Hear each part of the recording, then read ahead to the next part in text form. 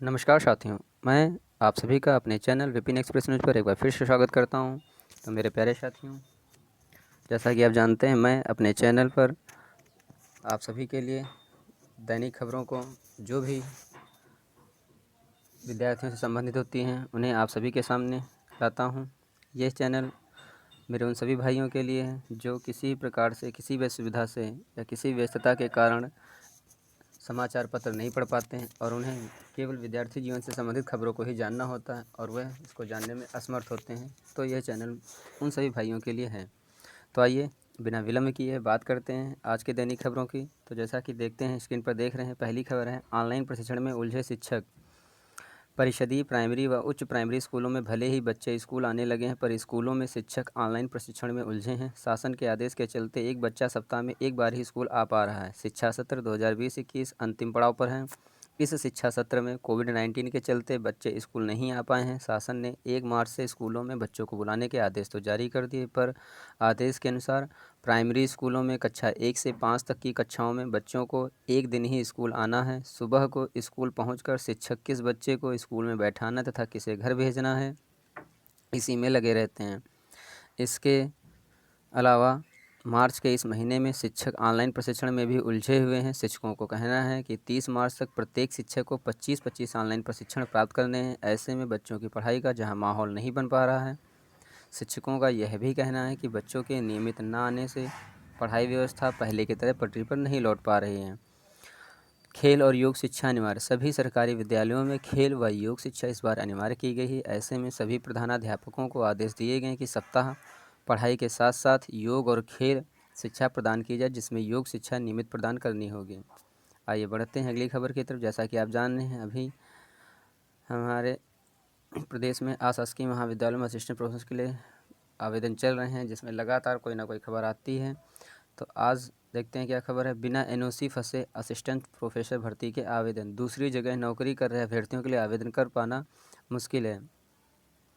प्रदेश के अशासकीय महाविद्यालयों में असिस्टेंट प्रोफेसर के 2003 पदों पर भर्ती के लिए आवेदन की प्रक्रिया चल रही है, लेकिन जो अभ्यर्थी पहले से कहीं नौकरी कर रहे हैं उनके आवेदन फंस गए हैं। ऐसे अभ्यर्थियों के लिए आवेदन के साथ ही विभाग से प्राप्त एनओसी यानी अनापत्ति प्रमाण पत्र अनिवार्य कर दिया गया है। एनओसी अर्थात नो ऑब्जेक्शन सर्टिफिकेट, जिसे बनवाने में काफ़ी समय लगता है। इससे पहले की भर्तियों में एनओसी इंटरव्यू के दौरान जमा करना पड़ता था। उत्तर प्रदेश उच्चतर शिक्षा सेवा आयोग विज्ञापन संख्या 50 के तहत 49 विषयों में असिस्टेंट प्रोफेसर के 2002 और विज्ञापन संख्या 46 के तहत एक विषय भूगर्भ विज्ञान में असिस्टेंट प्रोफेसर के एक पद पर भर्ती करने जा रहा है। इसके लिए 25 फरवरी से ऑनलाइन आवेदन प्रक्रिया शुरू हो चुकी है। जो अभ्यर्थी पहले से कहीं नौकरी कर रहे हैं, बिना एनओसी उनका आवेदन सबमिट नहीं हो पा रहा है। आवेदन की समय सीमा जल्द ही समाप्त हो जाएगी, जबकि विभाग से एनओसी बनवाने में काफ़ी वक्त लगता है। अभ्यर्थियों का कहना है कि कुछ विभागों में तो एनओसी बनवाने में 1 से 1.5 माह का वक्त लगता है। आयोग के अध्यक्ष प्रोफेसर ईश्वर शरण विश्वकर्मा का कहना है कि अभ्यर्थियों से अभी कोई शिकायत नहीं मिली है। अगर शिकायत आती है तो इस पर विचार किया जाएगा। आइए बात करते हैं अगली खबर की। यह संबंधित है केजीएमयू से, जिसमें बताया गया है कि 47% तक कम हुई डिप्लोमा की फ़ीस। इसमें फ़ीस की कमी से संबंधित बातें की गई हैं। आइए जानते हैं क्या है पूरी खबर। किंग जॉर्ज मेडिकल यूनिवर्सिटी में अब सभी डिप्लोमा पाठ्यक्रमों की फ़ीस एक समान होगी। इसके तहत अब विद्यार्थियों को प्रथम वर्ष में 43,000 तथा द्वितीय वर्ष में 35,000 रुपये चुकाने होंगे। नए बदलाव से 10 पाठ्यक्रमों की फ़ीस में 47% तक कमी आएगी। वहीं 3 की फ़ीस में बढ़ोतरी होगी। चिकित्सा विश्वविद्यालय के डिप्लोमा पाठ्यक्रम अभी तक शासन की ओर से तय होती थे, लेकिन इस साल से केजीएमयू को यह अधिकार मिल गया है। केजीएमयू में इस समय विभिन्न विशेषज्ञों के अधीन डिप्लोमा पाठ्यक्रमों का संचालन किया जाता है। इनकी ट्यूशन फीस शासन द्वारा निर्धारित होती है।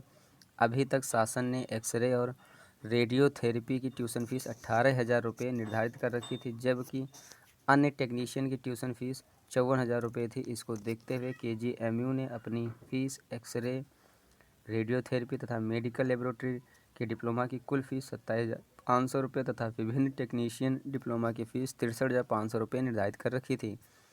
केजीएमयू प्रशासन ने इसको लेकर शासन से बात की। विश्वविद्यालय का तर्क था कि निजी संस्थानों में उपकरण स्थापित करने की फ़ीस काफ़ी होती है, जबकि केजीएमयू में पहले से ही सरकारी अनुदान से मशीन और उपकरण लगे हुए हैं, इसलिए उनकी फ़ीस कम की जा सकती है। केजीएमयू के तर्क पर शासन ने अपनी मंजूरी देते हुए विश्वविद्यालय को फीस तय करने का अधिकार दे दिया। इसके बाद केजीएमयू ने नई फीस तय करके इसके कार्य परिषद से पास करा लिया है। अब सभी डिप्लोमा में प्रथम वर्ष की फीस 43,000 तथा द्वितीय वर्ष की फीस 33,500 रुपये ही होगी। हालांकि एक्सरे के कोर्स में फीस में 56% की बढ़ोतरी भी हो रही है। शैक्षणिक सत्र 2021-23 में नई फीस के आधार पर ही दाखिले होंगे। जैसा कि आप स्क्रीन पर देख सकते हैं, यहाँ पर फीस का पूरा ब्यौरा दिया हुआ है। आप सभी ये खबर जिनके काम के लिए हो वह इसका स्क्रीनशॉट ले सकते हैं।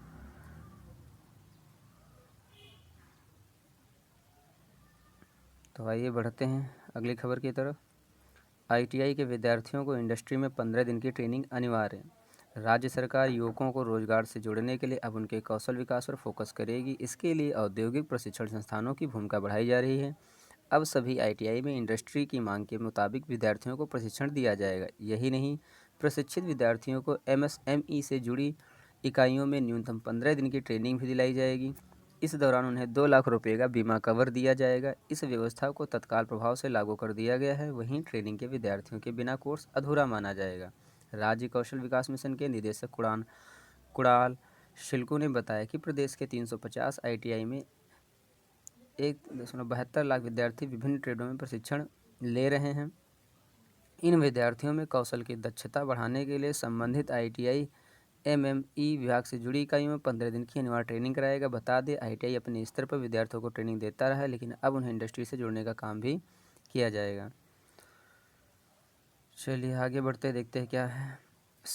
नवनियुक्त खंड शिक्षा अधिकारियों को राजपत्रित माना, लेकिन नियुक्ति समूह गा के तहत। ये देखिए एक नया विषय है। 12 साल बाद बेसिक शिक्षा परिषद में खंड शिक्षा अधिकारियों की भर्ती निकाली थी, जिसमें 309 पदों के सापेक्ष 271 खंड शिक्षा अधिकारियों को नियुक्ति पत्र मुख्यमंत्री योगी आदित्यनाथ ने दिया था। लेकिन इनके नियुक्ति पत्र में विभागीय लापरवाही साफ देखने को मिल रही है। जबकि कार्मिक विभाग के आदेश में साफ है कि 4600 व उससे अधिक पे ग्रेड पर होने वाली नियुक्ति समूह खा के तहत यानी क्लास 2 अफसर की है। लेकिन बेसिक शिक्षा परिषद ने जो खंड शिक्षा अधिकारियों को नियुक्ति पत्र जारी किए हैं वह समूह ग के तहत जारी कर दिया है। ऐसे में इन सभी नवनियुक्त खंड शिक्षा अधिकारियों को कितना सफ़र करना पड़ेगा ये समय ही बताएगा। इस संबंध में विद्यालय निरीक्षक संघ ने कड़ी आपत्ति जताई है। बीईओ संघ के पदाधिकारियों का कहना है कि विभाग हमेशा से खंड शिक्षा अधिकारियों के साथ पक्षपात करता रहा है, जबकि कार्मिक विभाग की नियमावली के बारे में कई बार विभाग के उच्च अधिकारियों को अवगत कराया जा चुका है।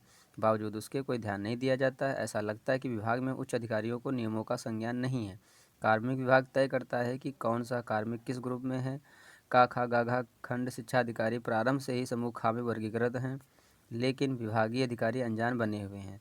हालांकि इस संबंध में विभाग के उच्च अधिकारियों का कहना है शासन में खंड शिक्षा अधिकारियों की सेवा नियमावली पेंडिंग है, जबकि इस संबंध में शासन को रिमाइंडर भी कराया जा चुका है। जैसे ही शासन से अनुमति जाती है वैसे ही इनका गा से समूह खा का पद हो जाएगा। आइए बढ़ते हैं अगली खबर की तरफ। पहली बार ऑनलाइन होगा टेस्ट एकेटीयू। 16 मई प्रवेश परीक्षा की तिथि प्रस्तावित, 18 मार्च से लिए जाएंगे आवेदन। तो जैसा कि आप जानते हैं, प्रदेश में फार्मेसी, मैनेजमेंट और डिजाइन संस्थानों में प्रवेश के इच्छुक विद्यार्थियों को इस साल पहली बार ऑनलाइन टेस्ट से गुजरना होगा। डॉक्टर एपीजे अब्दुल कलाम प्राविधिक विश्वविद्यालय द्वारा इस साल पहली बार नेशनल टेस्टिंग एजेंसी के माध्यम से राष्ट्रीय स्तर पर प्रवेश परीक्षा कराई जाएगी। इसके लिए ऑनलाइन प्रवेश आवेदन 18 मार्च से शुरू हो रहे हैं, जबकि प्रवेश परीक्षा 16 मई को प्रस्तावित है। इन कोर्सों की प्रवेश परीक्षा में प्रदेश से हर साल लगभग 70 से 75 हज़ार विद्यार्थी शामिल होते हैं।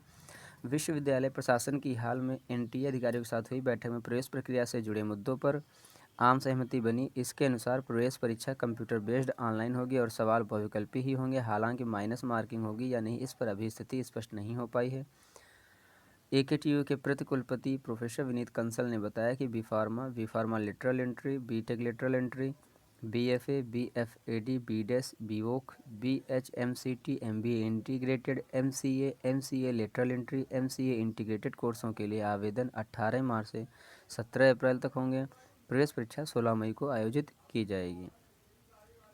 आइए देखते हैं आगे की खबर।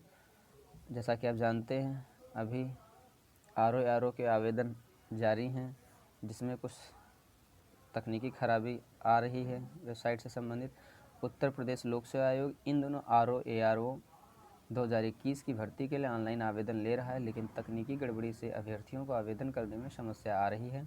वेबसाइट के जाम होने पर, धीरे चलने व शुल्क जमा होने पर भी उसकी रसीद न निकलने जैसी दिक्कतों से जूझना पड़ रहा है। इससे आवेदन करने के लिए अभ्यर्थियों को घंटों प्रतीक्षा करनी पड़ रही है। ऑनलाइन परीक्षा शुल्क बैंक में जमा करने की अंतिम तारीख 1 अप्रैल है, और जबकि ऑनलाइन आवेदन 5 अप्रैल तक स्वीकार किए जाएंगे। यूपीएससी ने आरओ के तहत कुल 337 पदों पर भर्ती निकाली है। इसके तहत उत्तर प्रदेश सचिवालय, लोक सेवा आयोग, राजस्व परिषद, कार्यालय मुख्य निर्वाचन अधिकारी में समीक्षा अधिकारी, सहायक समीक्षा अधिकारी, समीक्षा अधिकारी लेखा, समीक्षा अधिकारी हिंदी, समीक्षा अधिकारी उर्दू की भर्ती होगी। आयोग के परीक्षा कैलेंडर में इसके प्रारंभिक परीक्षा 1 अगस्त को प्रस्तावित है। प्रारंभिक परीक्षा प्रदेश के 19 जिलों में कराई जाएगी। परीक्षा के पेपर का प्रारूप भी जारी किया जा चुका है। वेबसाइट के ठीक से न चलने के कारण अभ्यर्थी उसका अवलोकन भी नहीं कर पा रहे हैं। तो मेरे प्यारे साथियों, मैं आप सभी से पुनः निवेदन चाहूँगा कि आप सभी मेरे चैनल विपिन एक्सपीरियंस को अपना ढेर सारा प्यार दें। जैसा कि आप जानते हैं, स्वास्थ्य खराब होने की वजह से मैं कुछ दिनों से लगातार वीडियोज़ नहीं डाल पा रहा था, लेकिन अभी मैं आपके लिए प्रतिदिन खबरें लाने के लिए फिर से तैयार हूँ। तो मेरे प्यारे साथियों, मेरे प्यारे भाइयों, मेरे चैनल विपिन एक्सपीरियंस को अपना ढेर सारा प्यार दें, ताकि मैं विद्यार्थी जीवन से संबंधित दैनिक खबरों को उन सभी विद्यार्थियों के लिए या उन सभी मेरे प्यारे भाइयों के लिए उपस्थित कर सकूं, जो किसी प्रकार से समाचार पत्र को पढ़ने में असमर्थ हैं या किसी प्रकार से उन्हें असुविधा होती है। तो धन्यवाद।